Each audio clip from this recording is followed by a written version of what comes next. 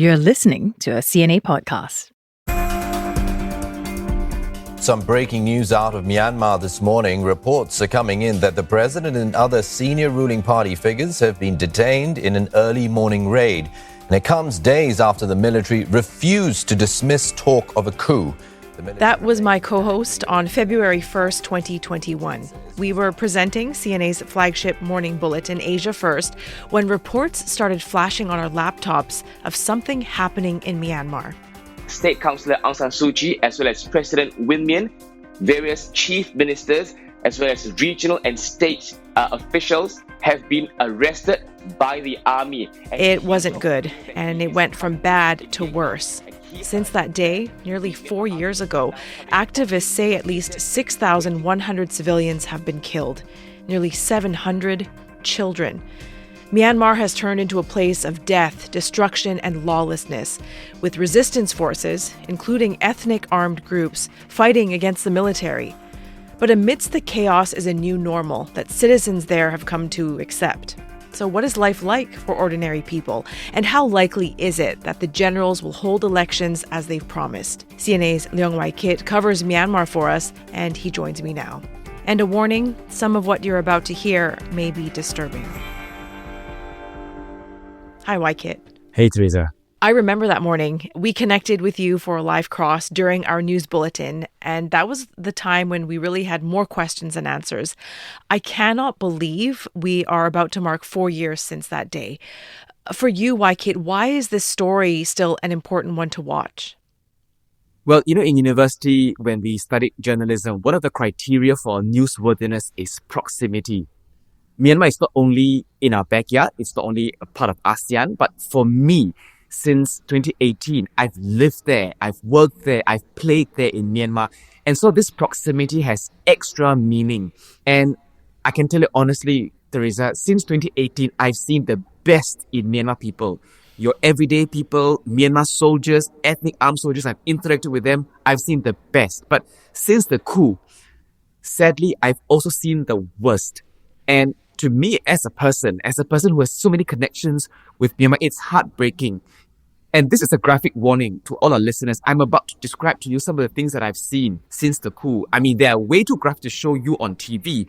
But there was this video sent to me, and it depicts two men being tied to a tree, and they were hanging from a branch. And right beneath them was this campfire burning them alive. I remember the video was some 15 to 20 minutes. And the video captured everything, their screams, their squirms, their movements, and then the eventual death.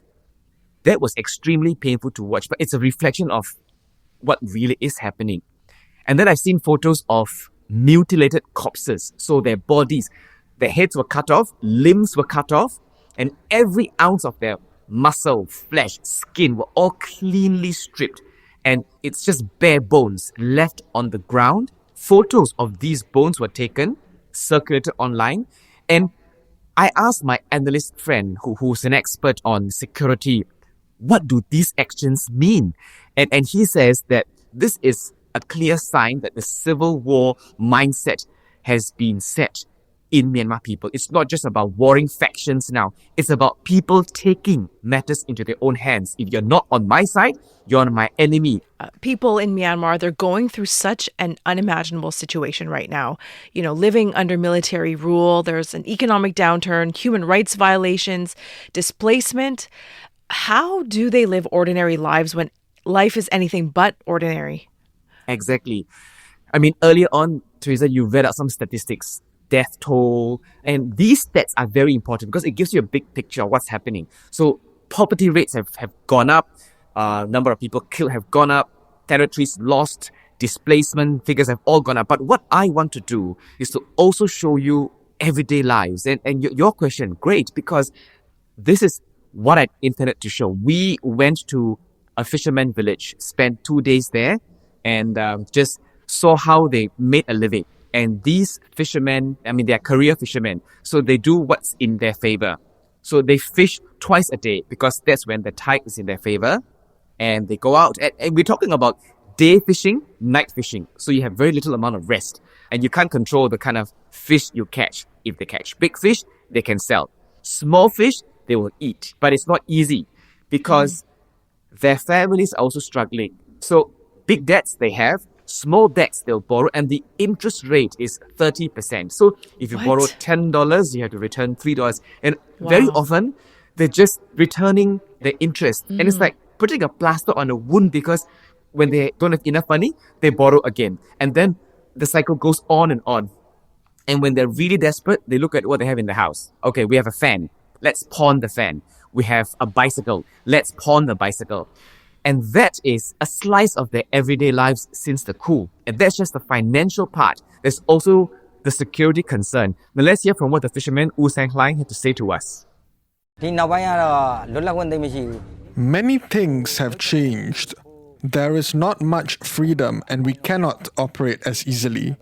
In the past, we could go wherever we wanted without being questioned or fearing for our safety. It's no surprise then that economically the situation in the country is very bleak with constant fighting, that political instability. It's really hard to see Myanmar as an attractive place to do business, Waikit. Definitely. I mean, shortly after the coup, you've got big companies from various countries leaving Myanmar. And then you've got businesses who are reluctant to enter the country. But there are people who don't leave, foreigners, because some of my friends tell me, we can't leave. We've put in all our money there. We have families. We have grown roots in Myanmar. If we leave and we go back to our respective countries, we have to start from scratch. And also because they have so many connections there, they stay. But they are struggling. Again, there are many statistics to prove that. You've got your World Bank forecasts giving you very grim projections. You've got weakening local currency, the Czech currency. Again, we spoke to one businessman who had requested for us to mask his voice and not show his identity, but he gives us a very good sense of how things are like economically. Let's take a listen. Political and economic conditions are bad. We no longer have many investment opportunities. So what do? It's straightforward. Everyone looks out for themselves. If we hold on to the money, we suffer from its devaluation. If we keep it, it's just idle money. So what do? We buy dollars or gold because the dollar and prices are rising. As the prices of gold and the dollar rise, the price of iron also rises, and everything else goes up. The Myanmar military has been fighting resistance groups, civilian soldiers, ethnic armies as well, and they've been losing troops, right? Their solution has been forced conscription. Waikit, how big of a concern is this for ordinary men and women? I can't even imagine. Do they just up and leave their lives behind? Yeah, I mean, it's unimaginable for Myanmar people, this concept of conscription. Because yes, to us in Singapore, in other countries, there is conscription, and to them, it's part of daily lives. In certain countries, work on a lottery system where if you are picked, you serve. In Singapore, it's mandatory for all eligible males who turn a certain age. But for Myanmar, for the longest time, the law was dormant. So they know that there's such a law, but it has never been enacted. But the moment it was rolled out, it was under such serious circumstances. Real killings going on, real state of emergency. So it's like a double whammy for these citizens who suddenly tell themselves, oh, I have to serve. And number two, there's a very real chance of me getting killed. And therefore, a lot of people in the early weeks when the law was rolled out, they immediately left the country. They left via the airport, and back then they were confident that the loose ends were not tied up. So many people had managed to leave Yangon and fly to another country.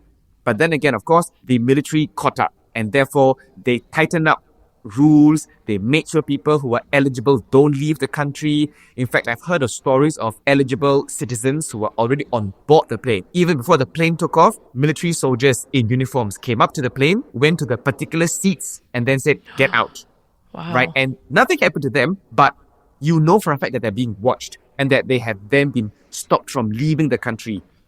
Even now, I'm hearing accounts of how the military is telling certain labor agencies that if we identify certain people who are working overseas via your agency, and if we ask them to come back, they have to return.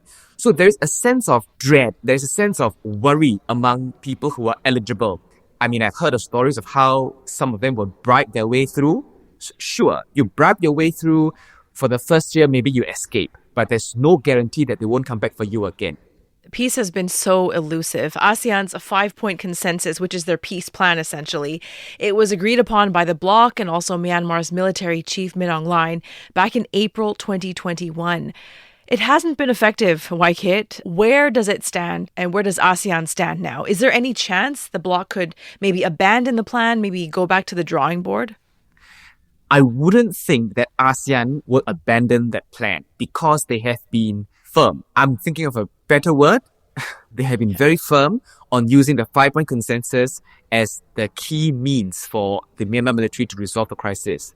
But that's honestly one-sided because the Myanmar military has not done anything to roll out that 5-point consensus.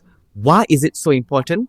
Because this is consensus, which means to say Myanmar Army Chief Min Aung Hlaing had agreed to these 5 points with all 9 ASEAN leaders. But up to today, nothing is done. What is being done is elections. But that's again one-sided. The Myanmar army is committed to running elections. At the same time, let's not forget that the 5-point consensus does not include holding elections. So if you take a step back, you've got 2 groups, right? Two groups. One, ASEAN, who wants to use 5-point consensus, and the Myanmar army, who is stubbornly rolling out or planning to roll out elections. Both, of course, intending to find a path forward. But these are very opposing views. So it's going to be very difficult diplomatically because ASEAN, on the one hand, will be in an awkward position if the polls were to be held and if the Myanmar army were to win the elections. ASEAN is in no position to say your elections is not free and fair or it cannot interfere. It has to recognize the votes eventually. And if the Myanmar army does not roll out the 5-point consensus, but it has quote-unquote democratic elections held, then should ASEAN take Myanmar back? Would ASEAN have to eat its words on the 5-point consensus? All these questions I've asked publicly, informally, quietly to ministers, diplomats, ambassadors, and to be honest, there is no answer. What about China then? Beijing has stepped in, brokered ceasefires, peace talks as well on a few occasions between warring factions and the military. Of course, we're talking about areas near their shared border, so obviously China had a vested interest to keep the peace there. But is there a role for China here to negotiate a broader, lasting peace in the country? Yeah, I mean, I've asked this question to China experts, and they tell me that if possible, China does not want to have a role in this because this is, after all, Myanmar's domestic affairs. But because they're so close, it's not just China, but all 5 of Myanmar's immediate neighbors. That said, China does have some leverage. I spoke to an expert, Amaratiha, and he's an expert on the peace process. And let's take a listen to his views on China. If China have a leverage, yes. If you compare with every other, they have a largest leverage. But the thing is, whether China would really involve to create a peace process mechanism on Myanmar, the chance is low. So China is still, trying to evolving their own ideas. So what they are going to do is they engage with the other neighboring countries or coordinate together to have some form of reactive mechanism. So yes, China does have a leverage, but it's all 5 neighbors. To me, it sort of feels like the longer this drags on, the more legitimacy the military is able to scrape together. What have you observed in terms of their diplomatic behavior over the past 4 years? I feel like they're getting more and more active and more recognized. Exactly. I would say it's a near 180-degree change. Since October 2021, ASEAN decided that Min Aung Hlaing cannot sit with us. The foreign affairs minister related to the military cannot attend such high-level meetings. The rest of the ministries' ASEAN-related meetings, that's fine. And for the longest time, Myanmar has been very defiant. It has been chiding ASEAN. It has been citing certain constitutions within the charter to say, you have no right to ban us. But then, early last year, they started sending lower-level officials to those meetings. And it tells me that the army is now opening its doors to engage diplomatically. And throughout the year, they have been consistent. I remember when I first attended the ASEAN retreat in Luang Prabang, Laos. That was when the lower level of official represented the Myanmar army. She spoke to me openly and also off the record. She also spoke to me later on in Laos. And this also tells you that this is part of the army's calculations. I mean, no civil servant would speak to you unless he or she has blessings of the boss. So it's very clear that it is through that channel the Myanmar army wants its message, its narrative to be shared to the media. And slowly you see that it's picking up. Recently, we saw Min Aung Hlaing being invited to China for a Mekong regional meeting. And there he met Chinese Premier Li Qiang. He also met 4 ASEAN leaders who was there: Vietnam, Laos, Cambodia, Thailand. What this means is that 4 out of 10 ASEAN leaders have publicly engaged Min Aung Hlaing. The Myanmar army side had also publicized that its foreign minister had met Philippine Foreign Minister Enrique Manalo. And if you do the math, it's now half of ASEAN that has engagements with Myanmar. And it's a very stark difference from October 2021, where there's an intention to isolate the junta. So now, if you look at it, slowly but surely, Min Aung Hlaing is trying to get back diplomatically. And recently, on January 4th, it was Myanmar's Independence Day. I read the speech of Min Aung Hlaing, and what stood out to me was what he did not say. Now, in the past, on such occasions and on other occasions, Min Aung Hlaing had taken the chance to slam foreign countries for their interference and intervention. He had slammed the countries by saying, oh, these foreign countries are supplying weapons and technology to fuel hatred and fight. But this time round, he did not mention any foreign country at all. What this means to me is that he is now trying to maximize his diplomatic goodwill by not pulling in any foreign countries, but by just focusing the problem as a domestic issue. So very surely but slowly, it seems to me that Myanmar Army Chief Min Aung Hlaing wants to mend ties with the world, particularly ASEAN. That's been a fascinating development to see kind of how they've just come back into the diplomatic fold. Also on January 4th, which you did mention was the country's Independence Day, more than 6,000 prisoners were released. Aung San Suu Kyi was not among those 6,000 names, though. Where is she, Kit? And what are her chances of ever being free? Wow.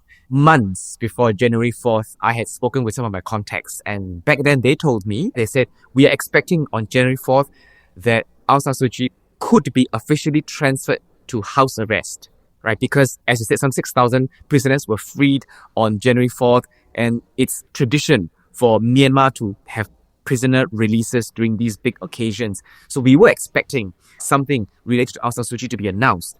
Nothing so far. I've shared this account with some of my diplomatic circle friends, and they too told me, oh, we've heard of this too, but we are now, for now, treating this as rumor until it's confirmed. So, long story short, we don't know where Aung San Suu Kyi is. Someone who is close to the military told me that right now, she's not in jail, but she's in a military barrack, but only because there's constant blackouts, there's constant cutoff of electricity in the jail she's in, which is why it's more convenient to put her in an army barracks. Right now, however, whatever I'm telling you is from talking to my current sources who are willing to share information with me. But to tell you honestly, nobody knows where she is right now. Officially, no one knows. Before we go, Kit, let's look ahead. The military, they've promised to hold elections ever since it came into power. It was always part of their plan, they say, but elections haven't happened yet. Why not? And could 2025 finally be the year? The easiest answer of why can't elections be held is the people. Majority of Myanmar people will insist up to today that they have voted, and they voted resoundingly for Aung San Suu Kyi's National League for Democracy party. In fact, in the 2020 elections, she won even better than her last election, which means to say those who did not vote for her the last time voted for her this time. And who could these be? They could be your military people, they could be your ethnic people, and this means that she has won even more hearts. So the Myanmar people is the biggest obstacle to these elections that are planned by the military because they have made their choices heard very clearly. That's one. The second hurdle is the ongoing violence. The country is in chaos. The country is seeing violence. So, number one, who is going to be your election agent? I'm not going to risk my life to say, okay, I will work for the military, I will be there. I mean, nobody voluntarily will do that because they will naturally be targets. Admittedly, the Myanmar army does not have full control of the entire country. They can only hold elections in certain territories. The opposing National Unity Government, the NUG, says it has control of about some 60% of townships in Myanmar. There are about 300 over townships in Myanmar. So this means that even if you have people who volunteer to be your election agents and to hold elections, you don't have full elections in the whole country. It becomes a very convenient excuse for the world, for ASEAN to say, well, if elections aren't held in all parts of Myanmar and only say certain percentage, how then can we believe that this is free and fair? Or how else can we treat the votes as unanimous, whatever? So there is a way out for ASEAN if elections were indeed held, but not 100% of the territories or constituencies have elections, because it becomes a very natural question to ask. If only, say, 30% or 40 or 50 or 60% of your people have spoken, what of the 40? It cannot then represent the people's voices. That said, the first obstacle really would be whether or not the Myanmar army will hold elections this year. It's really hard to believe, like we said off the top, that it's been 4 years since the coup and still so many questions unanswered. Waikit, thank you. Thank you to your contacts as well within Myanmar for working so hard to share what's happening there with the rest of us. Really appreciate this. Thank you. A reminder, you can always find Waikit's reports on YouTube and also on CNA.Asia. There are also TV episodes of CNA Correspondent every Wednesday at 9:30 p.m. Singapore, Hong Kong time. I'm Teresa Tang. The team behind this week's episode is Saya Win, Clara Ong, Crispina Robert, and Craig Dale. Join us again for more next week. Take care.